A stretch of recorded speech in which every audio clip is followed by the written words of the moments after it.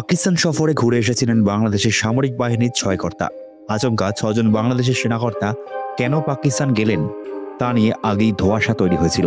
সূত্রের খবর, এরপরই ঢাকা বিমানবন্দরে দেখা গিয়েছে পাকিস্তানের 4 উচ্চপদস্থ সামরিক কর্তাকেও, যা কপালে ভাঁজ ফেলেছে নিরাপত্তা বিশেষজ্ঞদের।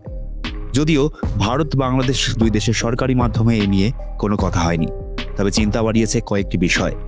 পাকিস্তান সেনাকর্তাদের আসার খবর নিয়ে চূড়ান্ত গোপনীয়তা রক্ষা করার চেষ্টা করছে বাংলাদেশ। দ্বিতীয়ত, প্রতিনিধি দলের নেতা হিসাবে ঢাকায় এসেছেন সেনাকর্তা লেফটেন্যান্ট জেনারেল আসিম মালিক, আইএসআই প্রধান তিনি। ওই দলে আইএসআইয়ের আরও এক উচ্চপদস্থ কর্তাও আছেন বলে সূত্রের খবর।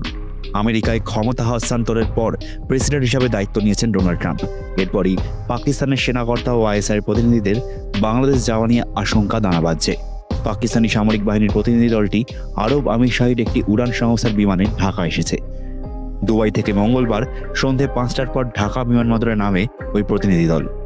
জানা যায়, ওই বিমানের নম্বর EK586। ওই প্রতিনিধি দলকে স্বাগত জানাতে বিমানবন্দরে ছিলেন বাংলাদেশের সামরিক গোয়েন্দা সংস্থা DGFI এর উচ্চপদস্থ কর্মকর্তা ব্রিগেডিয়ার মেহেদি। সূত্রের খবর, পাকিস্তানি প্রতিনিধি দলে ছিলেন ISI director general analysis major general Shahid Amir Afsar. এছাড়াও রয়েছেন মেজর জেনারেল আলম আমির আওয়ান ও SSG কর্তা মোহাম্মদ উসমান লতিফ। পাকিস্তান প্রতিনিধি দলটিকে একটি 5-তারা হোটেলে রাখার ব্যবস্থাও করেছিল বাংলাদেশ। সূত্রের খবর, রেডিসন ব্লু নামে একটি হোটেলে থেকেছিলেন পাক সেনাকর্তারা। ওই সেনাকর্তাদের একটি সফর সূচিও তৈরি করা হয়েছিল। গাজীপুরে সমরাস্ত্র কারখানা পরিদর্শনও তাদের কর্মসূচির মধ্যে ছিল বলে সূত্রের খবর। অনেকগুলি বিষয় তাই চিন্তা বাড়াচ্ছে ভারতের নিরাপত্তা বিশেষজ্ঞদের। কি কারণে উদ্বেগ বাড়ছে নয়াদিল্লির? পাকিস্তানের উচ্চপদস্থ কর্মকর্তাদের আগমন নিয়ে আগে থেকে কোনো ঘোষণা করেনি বাংলাদেশ সেনার ISPR। বাংলাদেশের সেনাকর্তাদের পাকিস্তান সফর নিয়েও কোনো বিবৃতি ছিল না।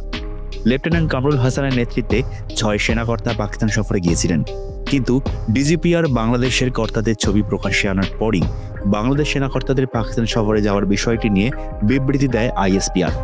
তবে বিষয়টি নিয়ে মুখে কুলুপ এঁটেছে বাংলাদেশের ISPR ও DGPR। ভারতীয় গোয়েন্দাদের একাংশ মনে করছেন এই বিষয়ে খবর প্রকাশ হলেও তা অস্বীকার করা হতে পারে। সফরের উদ্দেশ্য নিয়ে ভারতের নিরাপত্তা বিশেষজ্ঞরা কিন্তু কৌতূহলী। ভারতকে জবাব দিতে ক্ষেপণাস্ত্র মোতায়েন করার কথাও বলেছেন ঢাকা বিশ্ববিদ্যালয়ের আন্তর্জাতিক সম্পর্ক বিভাগের এক প্রভাবশালী শিক্ষক ও দেশের কয়েকজন নিরাপত্তা বিশেষজ্ঞ। পাকিস্তানের থেকে ক্ষেপণাস্ত্র আমদানি করতে চাইছে বাংলাদেশ, এমনই মনে করছেন ভারতের নিরাপত্তা বিশেষজ্ঞরা।